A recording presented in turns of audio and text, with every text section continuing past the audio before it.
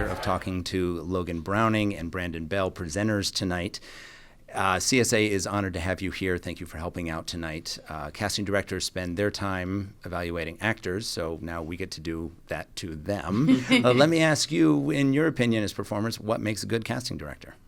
Oh, wow. What a great question. I mean, first of all, we're just really grateful to be here. This is the first year that I've even known about the Artios Awards, so I just feel really privileged to be a part of celebrating casting directors.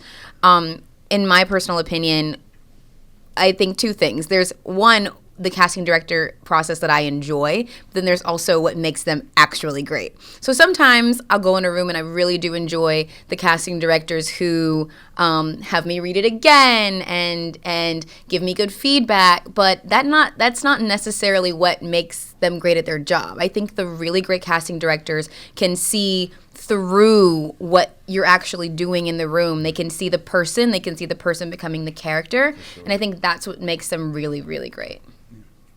That's a great answer. Hard act to follow, I know. How about that?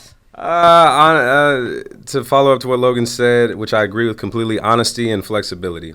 You know, allowing you to redo a scene maybe, or just realize that maybe you're not in the right mental space, and just kind of, you know, having that conversation aside from the audition and getting you into a comfortable enough space where you can be your best and perform to the best of your abilities, I think is always a treat to have. As you two have come up, you've worked with many different casting directors, I'm sure, and I think actors' relationship with casting directors changes from at the beginning to when perhaps there's a little more comfortable. So for young actors watching, do you have any advice on how to view a casting director, how to work with a casting director in a room? Wow. I was a child actor. Well, I started at 14. I guess I'll call that a child. And what my technique / job was in the room was different then than it is now. Like then it was, no, maybe it's not. It was just be memorable. And I don't think that's a gimmick. I think some people try to make be memorable a gimmick. Like, let me do something very different that no one else is going to do. And I think more so for me, be memorable was to leave my truest version of myself in this character on the floor, in the room, and really truly to have fun. Like, casting directors can tell when you're so stressed and in your head and you're really not enjoying it, and part of their job and part of what makes them so great is they're not only finding this talent, they're finding people who are going to work well together. Right. So they need to make sure that you're going to be someone who's going to be wonderful to be on set and work with. Agreed. Advice to the youngsters: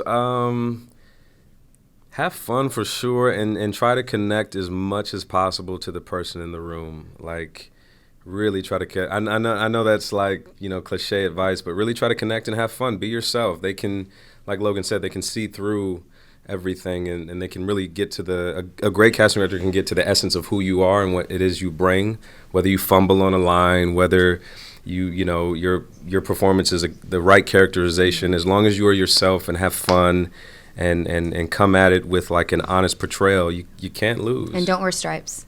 Don't Good wear advice. stripes or Good white. advice. Yeah, right. You guys are saying some wonderful things about casting directors. Do you really feel that way, or is it because there's casting directors in the room? Is that way? Both. That's a good answer. That's a good answer. Hey guys, thanks for talking with us. I appreciate it. Thank you. Enjoy the rest of the night. Thank you for being here. Thank you so for everything much. you've done. Thanks, Nice to Blair. meet you. Nice to meet you too.